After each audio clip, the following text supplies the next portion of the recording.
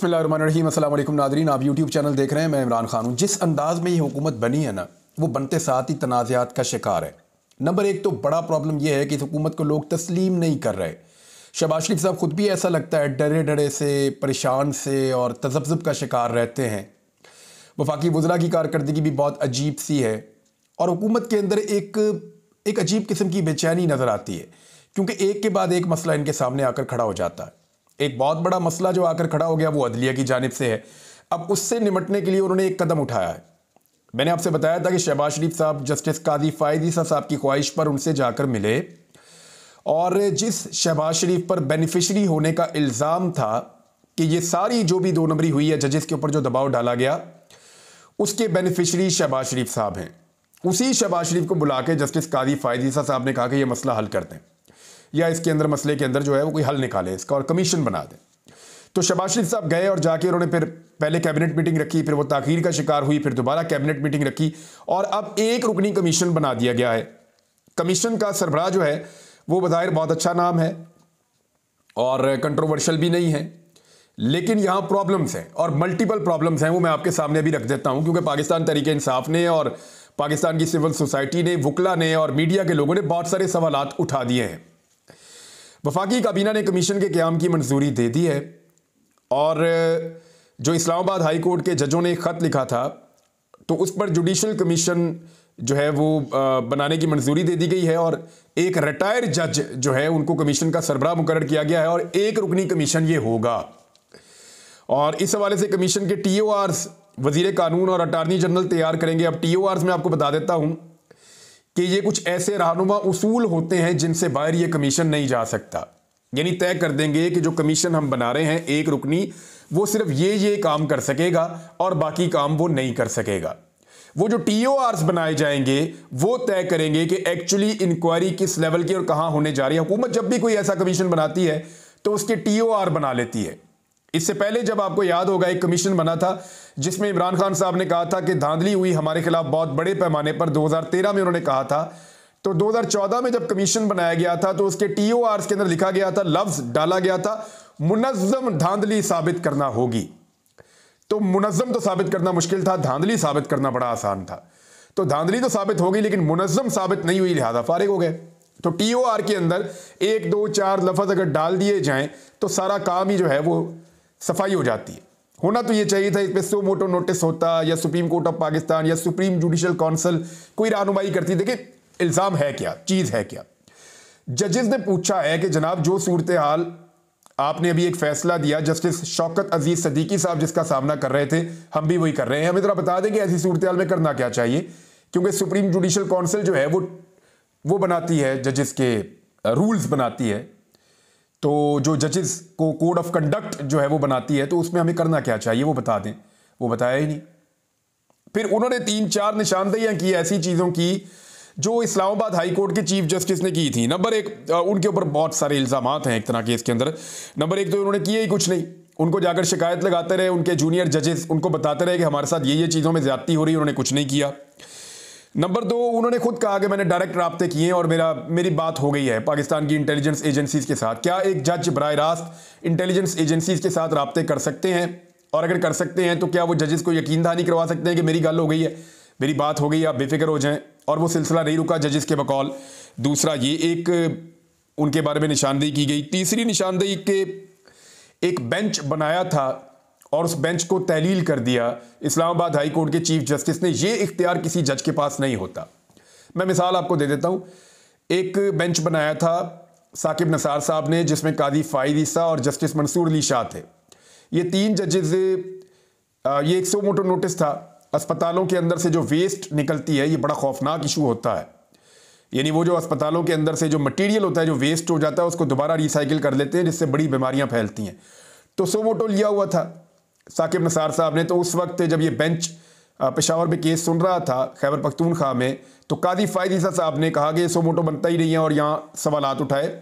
तो साकिब नसार साहब ने उस बेंच को तब्दील कर दिया और बाद में कहा जी कि मैं और जस्टिस मंसूर अली शाह इसको सुनेंगे। तो फिर ये बाकी जजेस ने लिखा और ये उसूल वहाँ पे सामने आया, काजी फ़ायद ईसा साहब ने भी और जस्टिस मंसूर अली शाह साहब ने भी, कि बेंच को अगर कोई चीफ जस्टिस बना दे तो बना तो सकता है, उसको तहलील नहीं कर सकता। कोई जज खुद ही अगर चला जाए छोड़कर तो वो अलग बात है। लिहाजा ये जो मामला है कि बेंच बनाकर तहलील कर देना, इमरान खान साहब के एक केस के अंदर एक बेंच बनाया था जस्टिस आमिर फारूक साहब ने, और बाद में जब फैसला बाकी 2 जजेस ने जस्टिस आमिर फारूक साहब से मुखालिफ दे दिया तो उन्होंने बेंच को बाद में कुछ वजूहात की बिना पर तहलील कर दिया। यह भी एक ऐसी चीज है जो जज नहीं कर सकते, उनके खिलाफ एक शिकायत है। फिर प्रेस रिलीज के जरिए से बेंच को तहलील किया गया। ये दुनिया की तारीख में कभी नहीं हुआ। पाकिस्तान की तारीख तो छोड़ ही दें, हमारे तो यहां बड़े बड़े अजीब काम होते हैं, लेकिन दुनिया की तारीख में कभी नहीं हुआ कि बेंच को तहलील कर दिया गया हो एक प्रेस रिलीज के जरिए से। बहरहाल ये चीज़ें वहाँ पे निशानदेही की गई हैं। फिर उन्होंने बताया हमें ये प्रॉब्लम है। अब ये हैं कौन? जस्टिस तसद्दुक जिलानी साहब। इनके बारे में मैं आपको बताऊँ, एक तो ये दूर के रिश्तेदार हैं। यूसुफ रज़ा गिलानी साहब के पाकिस्तान पीपल्स पार्टी के साबिक वज़ीर आज़म वो रहे हैं। फिर अभी हाल ही में इनके एक रिश्तेदार जो हैं, बड़े करीबी रिश्तेदार, वफाकी काबीना का हिस्सा भी रहे हैं, निगरान हुकूमत में वज़ीर ख़ारजा रहे हैं, जलील अब्बास जिलानी।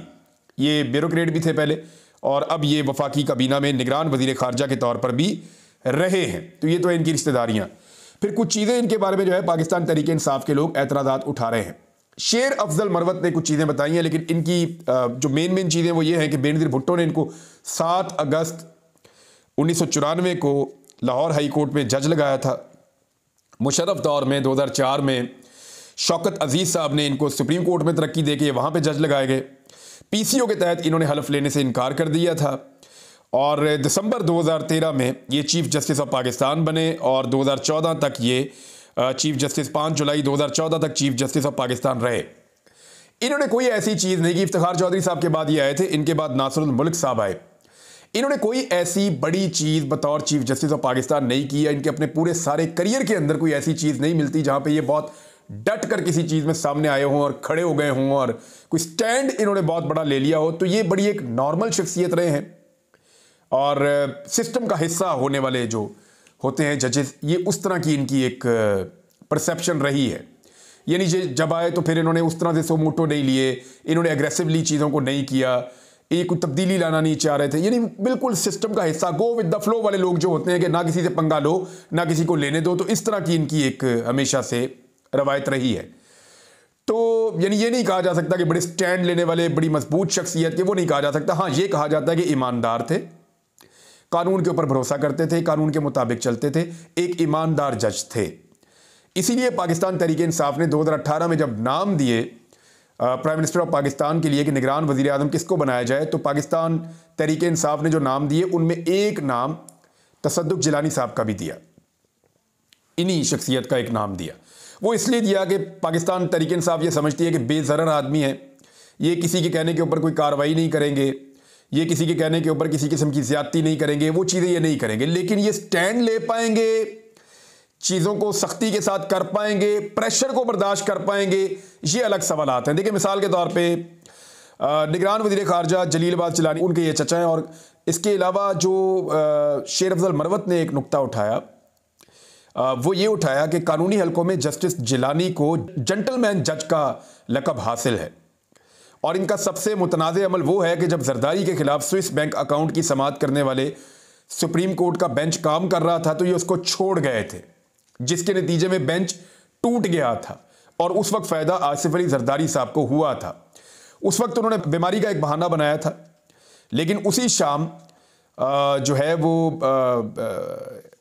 वो एक काफ़ी के ऊपर देखा गया उनको, एक जगह के ऊपर एक रेस्टोरेंट में वो बैठे कॉफ़ी शॉफ़ी पी रहे थे और उनकी तबीयत बिल्कुल ठीक थी, लेकिन बीमारी का बहाना बनाकर वो बेंच से अपने आप को अलग कर गए थे। तो वो आप समझ लें कि ऐसे केसेस जहाँ पे कन्फ्रंट्रेशन हो, जहाँ पे सख्ती हो, जहाँ पे मामला जो है वहाँ स्टैंड लेना पड़े, वहाँ पे जिलानी साहब जेंटलमैन जज के तौर पे मशहूर हैं और वो स्टैंड वगैरह नहीं लेते। एतदाल पसंद और यकीनी तौर पर 6 जजों के ख़त की तहकीकात का काम अंजाम देने वाला सबसे मिसफिट शख्स जो है वो यही है। पीटीआई ये कह रही है बंदा तो बहुत शरीफ है, पीटीआई ये कह रही है कि बंदा ठीक भी है, लेकिन पीटीआई का ये कहना है प्रेशर नहीं ले सकता। देखें, ये वो केस है जिसके अंदर एक मुअज़्ज़िज़ जज ये कह रहे हैं हाई कोर्ट के कि उनको अस्पताल जाना पड़ गया, इतना उनका ब्लड प्रेशर शूट हो गया। एक और जज जो है वो ये कह रहे हैं कि इतना दबाव डाला गया कि काम नहीं करने दे रहे थे, मुख्तलिफ चीज़ें उन्होंने बताई हैं।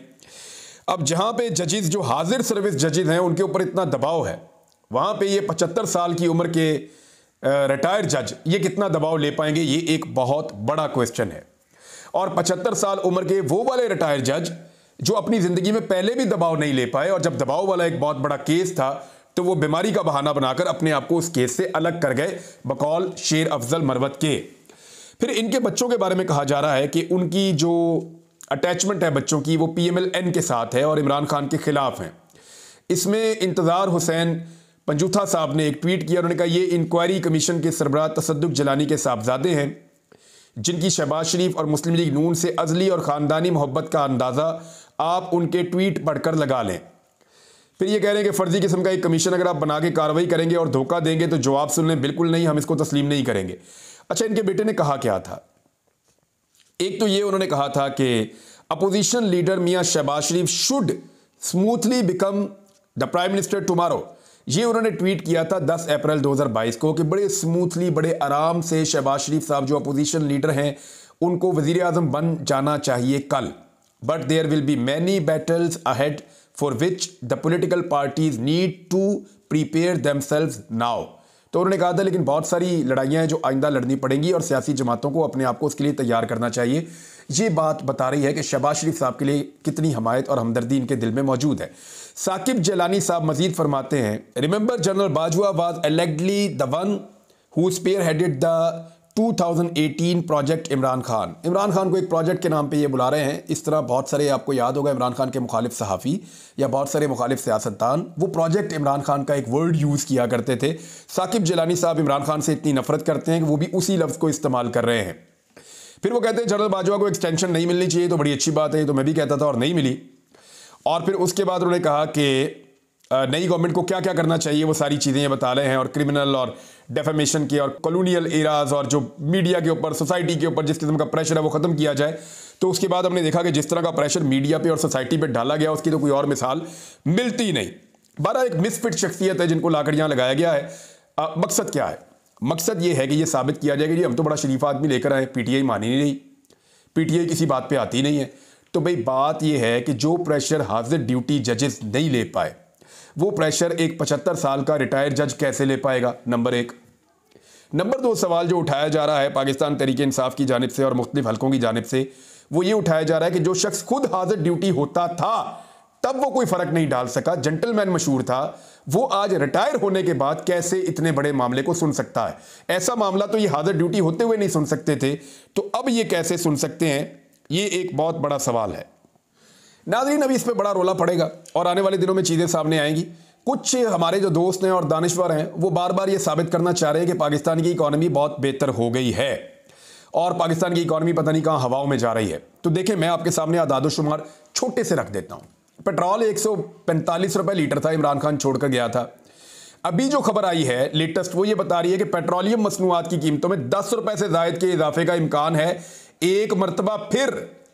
अब आप यहां से अंदाजा कर लें कि 350 रुपए का पेट्रोल और डीजल इस वक्त पहुंचा हुआ है या इससे ज्यादा शायद, और अभी 10 रुपए का इजाफा मजीद करने जा रहे हैं। इमरान खान साहब के दौरे हुकूमत से डबल कीमत इस वक्त है, 10 रुपए मजीद बढ़ाने जा रहे हैं। तो कौन से आदाद शुमार है जो बेहतर हो रहे हैं?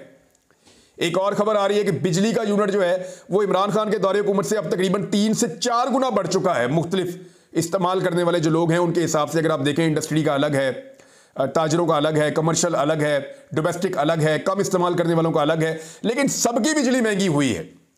डबल कीमत से लेकर 4 गुना तक कीमत हो गई है बिजली की। और फिर ये कह रहे हैं माशी आदादोशुमार अच्छे जा रहे हैं।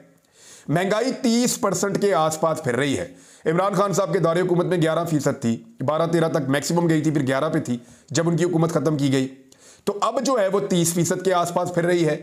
मामला यह है कि ये कौन से माशी आदादोशुमार हैं जिनका असर गरीब आदमी पे, आम आदमी पे नहीं पड़ रहा।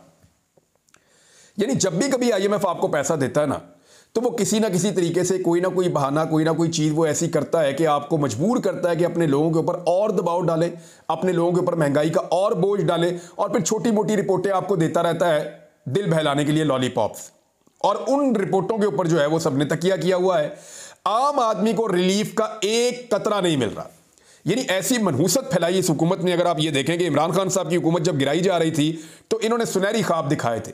शहबाज शरीफ साहब ने कहा था 70 रुपए का पेट्रोल बेचूंगा मैं, 55 रुपए किलो आटा जो था वो ये क्लेम कर रहे थे कि हम 30 रुपए किलो बेचेंगे, 150 रुपए किलो तक ये आटा लेकर चले गए। अभी भी 130 रुपए किलो या 135 रुपए किलो आटा मिलता है। अब किसी को महंगा नहीं लगता, शायद इससे महंगा है, मुझे भी इस वक्त का आइडिया नहीं है। चीनी की कीमत बढ़ गई, मुर्गी की कीमत बढ़ गई, सब्जियों की कीमत बढ़ गई, दालों की कीमत बढ़ गई, चावल की कीमत बढ़ गई, घी की कीमत बढ़ गई, हर चीज की कीमत दुगनी से ज्यादा हो गई है। तो ये कौन सा रिलीफ दिया है? ये दावा करके आए थे कि हम डॉलर की कीमत को 100 रुपए पे ले जाएंगे और पेट्रोल की कीमत को 70 रुपए पे ले जाएंगे। डॉलर की कीमत जो है वो भी दुगनी कर दी, पेट्रोल की कीमत भी दुगनी कर दी आने के बाद। यानी पहले सुनहरी ख्वाब दिखाए इमरान खान की हुकूमत गिराने से पहले अप्रैल 2022 में, और जब हुकूमत आई साथ ही मनहूस खबरें देना शुरू कर दी, जनाब बोझ उठाना पड़ेगा, मुश्किल फैसले करना पड़ेंगे। अवाम की क्या हालत कर दी। फिर 17 जुलाई को एक ज़िमनी इलेक्शन आ रहा था पंजाब में, फिर खुशखबरियां सुनाना शुरू किया, अब हम ये कर देंगे, ये कर देंगे, ये कर देंगे, ये कर देंगे, हमारे पास वफाकी हुकूमत है, हम सब कुछ कर देंगे। लोगों ने फिर भी इनको वोट नहीं डाला। लोगों ने पाकिस्तान तहरीक इंसाफ को वोट डाल के पंजाब हुकूमत तहरीक इंसाफ की बनवा दी। साथ ही इन्होंने वो सारे वादे तोड़ दिए और दोबारा मनहूस खबरें देना शुरू कर दी। और अभी 8 फरवरी के इलेक्शन से पहले बड़े ख्वाब दिखाए इन्होंने लोगों को, ऐसा मंशूर पेश किया, ये कर देंगे, वो कर देंगे, ऐसा कर देंगे, वैसा कर देंगे। हुकूमत बनाने के दिन से लेकर आज तक हराम है इन्होंने कोई अच्छी खबर सुनाई हो। जब बैठते हैं कहते हैं लुट गए, मर गए, बर्बाद हो गए और बोझ उठा लो।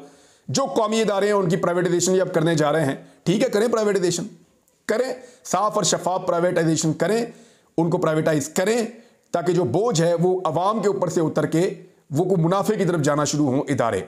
इन्होंने तो अयाशी के सिस्टम बनाए हुए थे ना, कि इदारा बना दिया, सरकार की जेब से पैसे जा रहे हैं, मौजें करो। मेरे ख्याल में प्राइवेटाइजेशन का फैसला ठीक है, लेकिन साफ और शफाफ अंदाज में होनी चाहिए। अब 8 फरवरी को जो ख्वाब दिखाए वो भी सारे अवाम के तोड़ दिए। कैसे तोड़े हैं इस पे अलग एक वीलॉग करेंगे। अब तक के लिए इतने, अपना ख्याल रखिएगा, अपने इस चैनल का भी। अल्लाह हाफ़िज़।